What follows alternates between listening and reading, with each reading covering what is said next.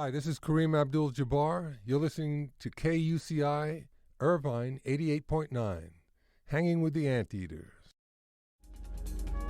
The opinions and views expressed in this program do not reflect those of KUCI, its management, or the UC Board of Regents. You're listening to KUCI 88.9 FM Irvine. You're tuning in to Being Aware with Isha on Air. I'm your host, Isha Gupta, and I would like to welcome you to today's show, which will learn more about research on cancer and how to effectively support cancer patients. Our honorable guest is Taryn Hillin, who is a screenwriter, author, journalist, and cancer survivor. Thank you for joining us on Being Aware with Isha on Air, Taryn. Can you please share a bit more about yourself? Sure. Thanks for having me, Isha. As Isha mentioned, I am a writer. I'm a former journalist. I worked at TMZ and then the Huffington Post and Fusion. I wrote a lot about women's health and cancer research, actually, and feminism and a blend of all of those things. I'm also a screenwriter. I'm currently in the Sony Diverse Television Writers Fellowship in Culver City, California, where the Sony studio is. And as Isha mentioned, I am a cancer survivor. I fought a really rare and deadly cancer called high-grade small cell neuroendocrine carcinoma of the uterine cervix. It's a very long name. It's super rare. And I was diagnosed at only 34 years old. And now that I've been cancer-free for 2 years, I spend a lot of my time as a patient advocate and helping other people either prevent cancer or help them in their journey to fighting cancer. Thank you so much. Your accomplishments are really inspiring. Oh, thanks. You share your experiences of how you have suffered from a very rare form of cancer, as you mentioned. And I also noticed that you mentioned how you discovered that there are not enough treatment options available due to a lack of research, which was posted on your blog. Yeah. Why do you think there is a lack of research, and what can be done to solve this issue? That's such a good question. I think that, for one, the type of cancer that I had has no research and no funding. There are no clinical trials.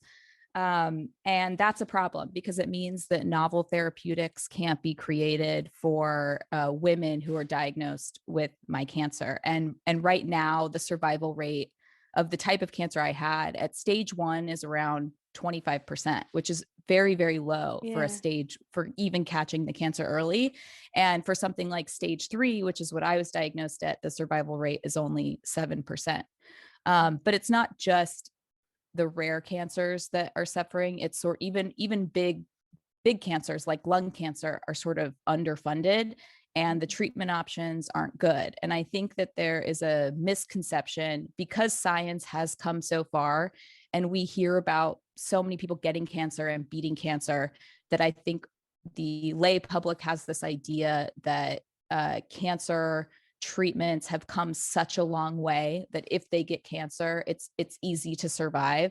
But it's really not true. It's that we are diagnosing cancers much sooner. So people are being diagnosed at, stage 0. There's a lot of breast cancer patients that have something called DCIS, which is an in situ cancer, and they're diagnosed at stage 0. So of course, those survival rates are going to be higher, or being diagnosed at stage 1 or stage 2. For cancer patients who are diagnosed at stage 3 or 4, late stage cancer, it's a battle against time. And we just don't have the therapeutics just aren't there to cure everyone. And we've come a really long way with therapeutics like immunotherapy and targeted therapy. But cancer is such a complicated beast. There are so many mutations in a cancer cell that when we're talking about targeted therapy, you're basically talking about targeting a receptor on the surface of a cell, and you're looking at drugs that can do that. So the people that are controlling that are really the pharmaceutical companies. They're trying to come up with drugs that can target those receptors, and then they can patent that drug and sell it.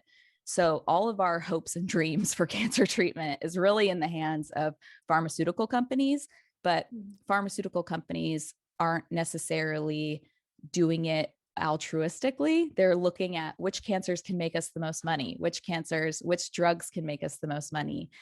What is the shortest path to success? And so when you're looking at a cancer that's rare, like the cancer I had, and only 200, maybe 200 women a year are diagnosed with it, you aren't going to spend $1 billion in research and development to go cure 200 people. So people with rare cancers, people with rare mutations, it's just difficult to find the funding, and it's difficult to find the companies, the pharmaceutical companies, who are willing to get out there and find a treatment for you. Yeah, that's very important to know. What role do you think policy plays in the availability and effectiveness of medical treatment options? Well, I think policy plays a huge role. There was sort of this, dirty little secret, maybe a decade or so ago. I don't have the exact date, where oncologists used to sort of get kickbacks on how much chemotherapy they prescribe. So basically, they were getting kickbacks from the pharmaceutical industry. That's really largely gone out of practice now. But they were one of the only sectors of medicine that they were receiving money based on prescribing certain drugs to cancer patients. And this idea that companies profit so much off of the pain and suffering of cancer patients is really pervasive in our society. And it really takes policymakers, right? Like our congressional leaders and the executive office. It takes policy to come in and change how the landscape is. It took Congress passing a bill to say oncologists can't receive kickbacks anymore. Like they did that in California. So I'm not sure if it's a federal mandate right now, for it's state by state, but I know California passed a bill that said,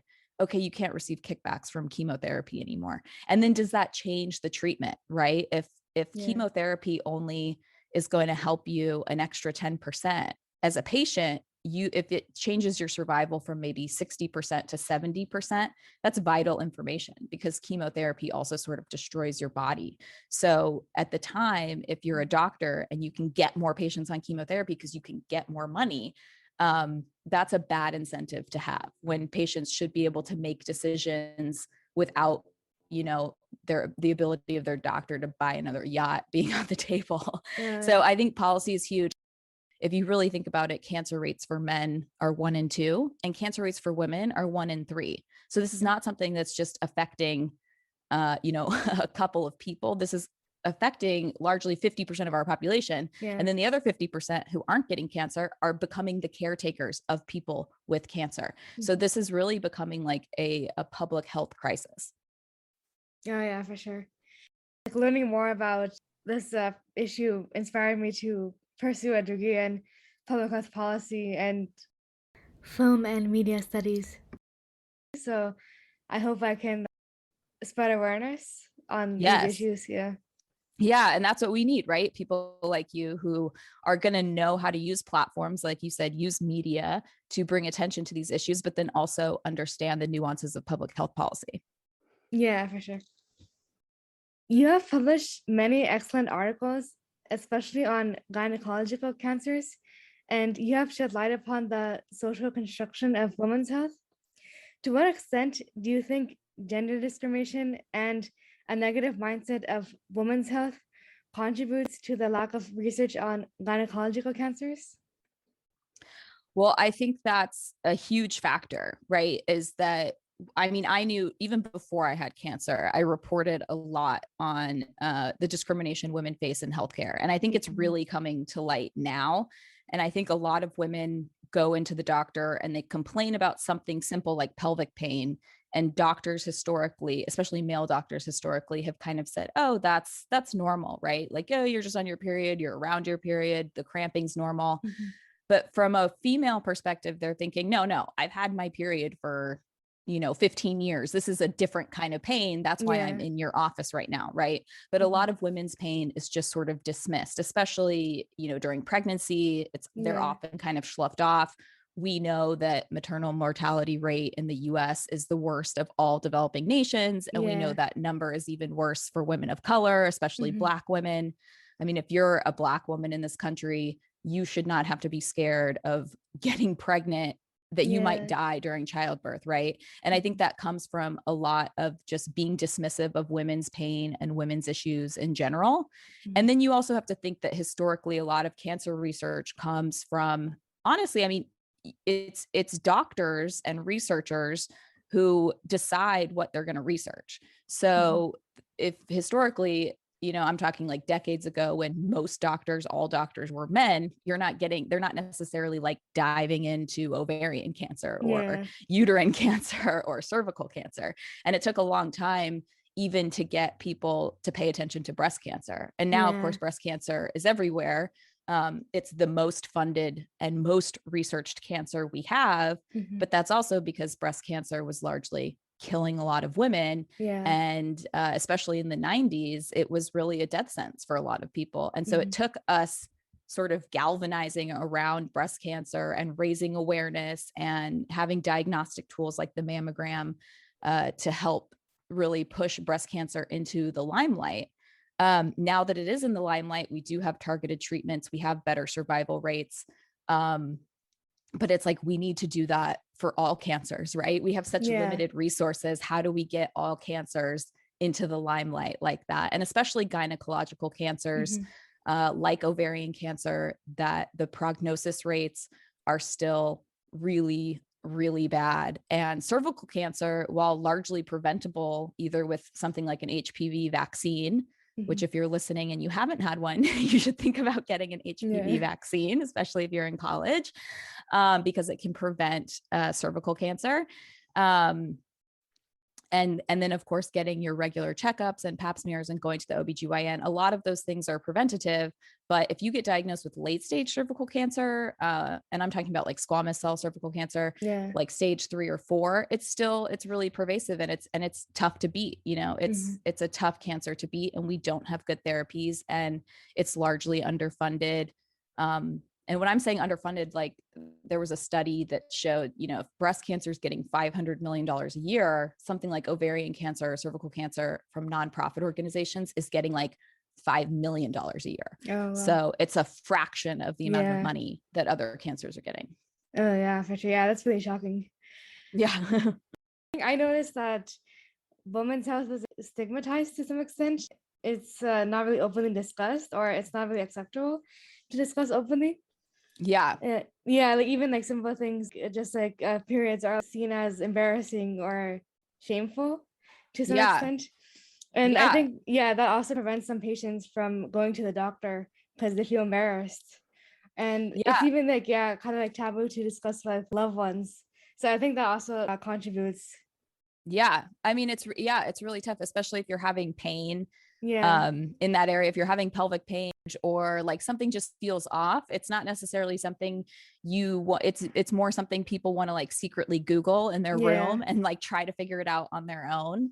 And also it's hard to advocate for yourself when you're going up against a doctor who you see as an authority figure. And the doctor knows a lot more about medicine and the human body than you do. You instinctually know that. But at the same time, if a doctor is dismissing you, it's really difficult to sort of fight for yourself, because it's like walking into a debate and you're just completely undereducated compared to the person you're debating, right? Because they went to medical school. And so I think, I always try to tell women to advocate for themselves, to like, who cares if the doctor thinks you're dumb? Like, play naive, pretend like you have no idea what's going on, and say, can you explain that to me again? Can you explain that to me in simple terms? Can you give me your differential diagnosis, which means like, can you tell me what else this could be? Because if they're just schlepping you off, that's a medical term you can use. You can say, can you give me the differential diagnosis, which is something they have to do in medical training. They have to come up with all the other diagnoses that it could be that's not the most common one. And so sometimes just making them rattle that off will get them to like pay more attention to you. Oh yeah, for sure. Yeah, I definitely agree. How do you think we should spread more awareness on rare forms of cancer to the public? I have this debate with myself all the time, actually, because, I obviously want to advocate for the type of cancer that I had, which is small cell neuroendocrine. And, but also it's hard because, you do have to ask yourself, like, if we're putting resources into something, are we trying to save, there's this ethical question of, Mhm. are you trying to save 200 people? Are you trying to save 2,000 people? Are you trying to save 2 million people? So I think the biggest thing is just getting people aware of cancer risk in general and making people aware of just kind of how cancer functions. Yeah, for sure. What is an effective way to support a loved one who is suffering from cancer or other illness? I think the biggest thing is that cancer is such an overwhelming diagnosis. Mhm. And it's really easy to get caught up in telling a cancer patient, you should do this or you should do that, Yeah. because we always want the best for our loved ones. Mhm. But that in itself, I remember the first couple weeks of my diagnosis, my entire friend group, a lot of whom are doctors, they were sort of like all over it, being like, you should do this, you need to contact this person, you need to get a second opinion, you need to, check into Memorial Sloan, get an Mhm. opinion at MD Anderson, you need to fly here, you need to go there, you need to see this research paper, you need to start doing this. And then of course you get people who are non-doctors who are like, you need to try this complementary therapy and you need to try Yeah. this oil and you need to try this thing. And it becomes overwhelming. And Yeah. so I think there's sort of like a push-pull mentality. You want to do as much as you can to take the burden off the cancer patient. So research the cancer as much as possible. Try to handle all of the paperwork and insurance things that the cancer patient is having to do. Make sure there's always like healthy food around the house. Make sure medicines are easy to get to, that they're always hydrated, sort of that caretaker stuff that unloads some of the burden. Mhm. But then also, push them a little bit to do things, because cancer patients also can sometimes sort of, I don't want to say the word give up, because it's not them giving up. It's that they're tired or they're exhausted or Yeah. they're sick from treatment, and it just kind of becomes too overwhelming. And so I think they just kind of want to check out and like ride it to the end. And sometimes we have to push a little bit and say, no, you've got to get your medicine in, you've got to eat right, you've got to go for a walk today, even if they don't want to. And so you want to push them a little bit. And especially if they're not getting the treatment they deserve and you're trying to push for a second opinion or a clinical trial or a novel drug treatment, and they sort of don't want to, you have to push. But at some point, you don't want to push too much, because you don't want to overwhelm the person that they just kind of want to check out completely. So it's kind of this like push and pull sort of mentality of like, kind of like tough love, but also soft, soft love, because it's such a difficult situation. Yeah, that's really good advice. How has surviving cancer impacted your life goals and plans? Cancer, and a lot of cancer patients say this, is that like my life is now before cancer and after cancer. Like I was a completely different person before Mhm. cancer, I think. And it just kind of changes how you see the world. It changes what you appreciate about the world. It changes how you view people. I mean, you really don't fight cancer alone. It takes an entire village to get you through it. For Mhm. me, I was 34. I had to move in with my mom. My husband came too. So we were two grown adults living in our parents' house, which there's no shame in that game. Um, and my friends started a GoFundMe for me. It took, I had a team of oncologists working on things. I had a team of friends who were doctors who were making calls for me, finding papers for me. Everyone kind of jumped up around me to help out. And it's a really humbling experience, because it's really hard to fight cancer alone. And Yeah. you become so appreciative of all of the people in your life who go to bat for you. So I would say that's one thing. And then it also, when you're faced with your mortality and you're faced with something where someone says, you have a 93% chance of dying, it changes how you even like wake up in the morning, because you're so grateful to be alive that Mhm. it changes what you thought was important. Like I had all of these quote unquote problems before my diagnosis, right? I had a really stressful job. I was working in media. I was overwhelmed. I was living in Los Angeles, rent's really expensive. Yeah. I was newly married.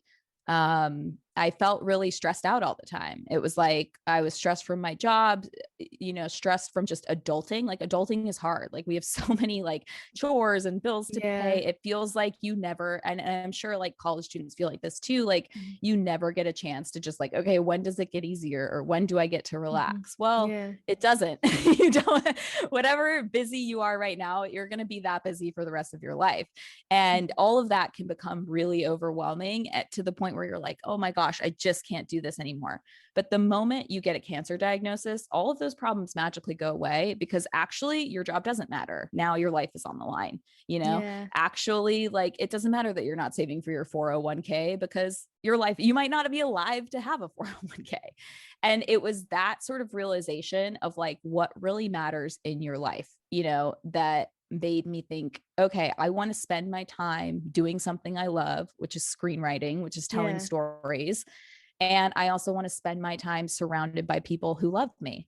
And I think those two things can just help people a lot, whether you have a cancer diagnosis or not. It's like spend time doing what you love and spend time around people who love you. Yeah, for sure. To what extent has overcoming cancer made you become more aware of your strength? I think that cancer is such a like knock you down disease. And of course, everyone has a different cancer experience, right? Some people get diagnosed with cancer, they might have a surgery, it gets taken care of. So for them, cancer might feel kind of far away, like, oh yeah, I had cancer a couple of years ago, it wasn't a big deal. For other people, their cancer journey is so intense, right? They might be on chemotherapy or radiation treatment, immunotherapy for over a year. And so for them, like cancer becomes their life. That kind of happened to me. Cancer became my life. It became my sole focus because I was also fighting for survival. My odds of survival were around 7-10%. So it really consumes like every waking thought. And what it showed me is that like all of these, I had kind of an interesting childhood.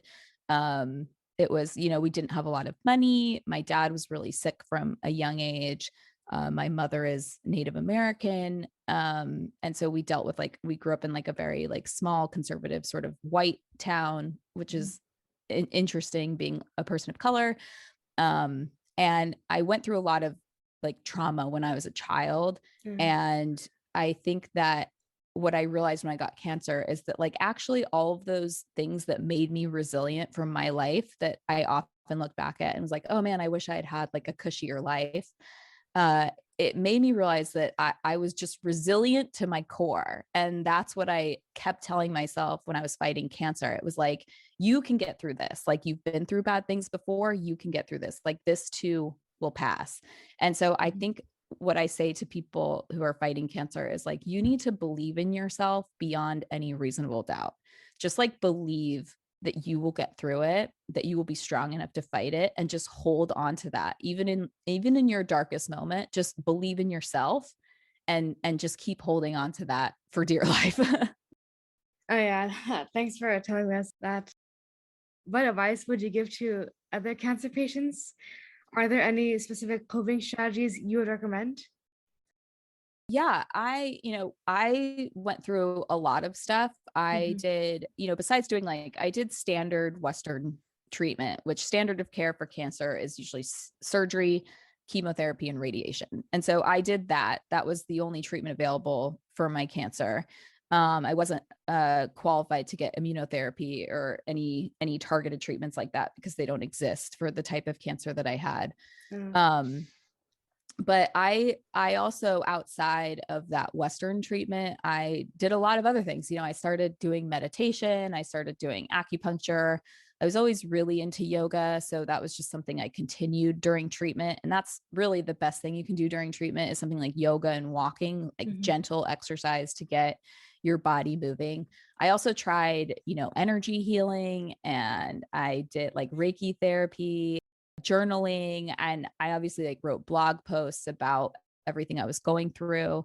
So I always, tell cancer patients find what works for you and don't be afraid to just try something new. And even if you're not a writer, if it feels good to write every day, just write, and even if you don't have an audience and you want to start a blog, just start a blog. Like, who cares? If you're getting your feelings out and it's helping you, do that. And then I also think like focusing on all of these lifestyle choices, because they've done a lot of research, and there's this book called Radical Remission. And basically this woman kind of like traveled the world, like looking at, what are the common characteristics of cancer patients who like survive cancer. And it's not just treatment, right? It's not just the surgery, chemo, and radiation. It's also like, do you have a support network around you? Do you have things that you're passionate about? Like, are you religious or spiritual, or do you believe in something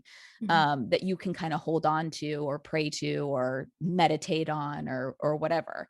And I think that if you're a cancer patient and you're sort of in the thick of treatment and you're poisoning your body, because that's what chemotherapy and radiation is, it's important to put good things back into your body. So focusing on like diet, nutrition, lifestyle, spending quality time with people and love, and getting into nature and going for hikes, that's all really good stuff that you can do while you're fighting cancer. And I think it gives you something to, hold on to. If you're out in nature, it's almost impossible to, be sad when you're looking at like a blue sky or the starry night. Like, there's just something really powerful about that. And so I think the more cancer patients can focus on doing all of those good things for themselves, then they start to just feel better, and it can help get you through the hard thing, the very, very hard thing you're going through right now. Yeah, definitely. What other ways did you remind yourself to stay strong while undergoing rigorous treatments? I did a lot of journaling. But I also did a lot of crying. I think it's like really easy to put on a happy face and do Instagram posts that are like, okay, like this is my 6th round of chemo. We've got this, but there's also a lot of like really dark days where, my husband and I would have conversations like, well, what if I die? Like, would you remarry? And, you're talking about all these like really morbid, horrible things. And you also feel horrible. Your body feels awful. You look different. You're bald, you're sick, your skin turns a different color from the cancer drugs. So you become sort of like puffy and detached, and you have something called, we all call it chemo brain, because you can't really function that well. Like, your brain's not working as well as it was before, and you develop all these side effects. Like, I had tachycardia, my heart rate was off. I had neuropathy in my hands and feet. You're like nauseous all the time. You have these horrible headaches. Like, it's awful. It's really an awful experience. And so I think the way I was able to stay strong is I just wanted to live so badly. Like, suddenly I just had this like epiphany moment where it was like, I want to be here. I don't want to leave this planet yet. I don't want to leave my husband. I don't want to leave my family. So I think practicing gratitude really makes us stronger. Like, I think in those moments where you're feeling really sad, it's okay to feel sad. Like, I never tell cancer patients, oh, like buck up, like suck it up, or, or like you need to stay happy. Like, that's the biggest pressure that cancer patients get. You need to be happy all the time, or else your cancer is going to come back. Right. It's like, no, if you're sad, be sad. Right. But don't be sad all the time. Like, take the time to recognize your emotions, feel the sadness, and then start thinking about things of like, oh, well, I'm really lucky that my chemo's working, because for some people chemo doesn't work, or I'm really lucky that the surgery went well, because for some people the surgery doesn't go well. So it's like, you can always find something, I think, to be thankful for or grateful for. And then I think once you start building on those things, you start to feel stronger about yourself too. Yeah, for sure. You're also a really amazing writer. How has your passion for writing specifically helped you as a coping strategy? And what inspired you to spread awareness on rare forms of cancer through writing? Being a former journalist, it was really easy for me to just say, well, I'm going to write about my experience, because that's something I had always done. Even when I was doing investigative journalism, I still had pieces where it was like immersive journalism, where I myself was the subject and I was just writing about my life, because that's kind of how journalism is now. Mhm. What blew my mind about all of this is even with all of that treatment, when I would say, well, like, what's my prognosis rate? You know, they don't want to give you a prognosis rate. But the truth is that it was only around 7%. And so I just couldn't wrap my head around, well, that means the treatment's not working. That was the only thought that went through my head, right? The logical conclusion is like, well, you're giving all of these women this treatment and only like, 7-10% of them are surviving. That's Yeah. crazy. That means your treatment's not working. Yeah. And so for me, writing about it was like, I felt like I needed to sound the alarm to people Mhm. of like, hey, ding, ding, ding, you guys, like, cancer's not as curable as you think it is, Yeah. and you could easily find yourself in one of these situations. Oh, yeah, I would definitely agree. How should people who are suffering from cancer and or other difficult circumstances continue to be motivated to follow their dreams and passions?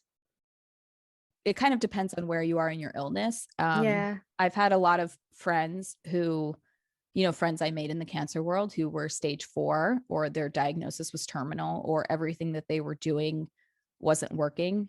And it's really hard to stay positive and Yeah. pursue your passions in that sort of environment. And so I think the only thing you can tell people is, to either come to terms with that situation, be comfortable in the idea of with what's happening to you, and try to live every day you can as beautifully as you can. For people who aren't necessarily in that terminal stage yet, who are fighting a chronic illness or fighting a cancer diagnosis that might be a difficult road, but there's still sort of like hope for a cure. I think the biggest thing is just taking stock of your life and being grateful for the things in it, and just thinking about what you want out of your life and how this moment in time is going to change you and how this could be a new beginning for you. I had someone tell me when I was going through cancer treatment to focus on the future, to like almost live in the future, to just sort of like envision my future of like, what are you going to be doing in 2 years? Like, are you going to be writing at a studio? Are you going to be, back living in LA? Are you going to be traveling to Europe? Like whatever it is that you're going to envision your life as, to just keep sort of vision boarding those out and sort of like manifesting those feelings, because we start getting excited, right? Like studies have shown if you're going to go on vacation, it's that like 6-month lead up to the vacation that you're actually the happiest. Yeah. Because all you're doing is thinking about the vacation that you're going to go on. And sometimes the true benefit of going on vacation isn't the actual vacation, it's the excitement leading up to it. And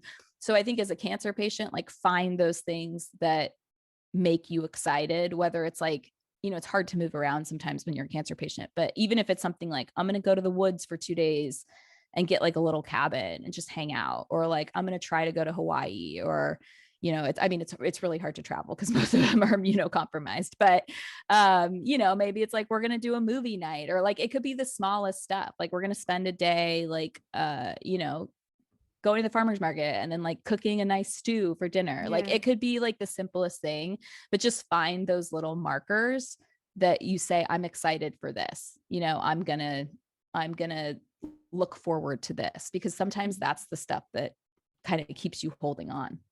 Yeah, definitely. Well, thank you so much for this insightful talk, Taryn. It was wonderful to have you join us on Being Aware with Isha on Air.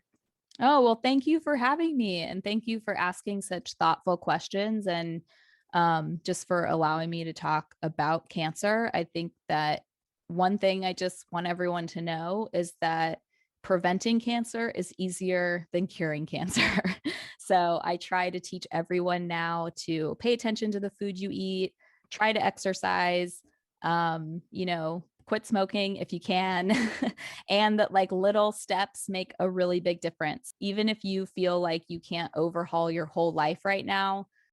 Yeah, thank you so much. Yeah, thank you, Isha. Thanks for having me. Thanks. The opinions and views expressed in this program do not reflect those of KUCI, its management, or the UC Board of Regents. To find out more about this talk show or other talk shows broadcasting on KUCI, log on to our website at kuci.org or check out the latest program guide.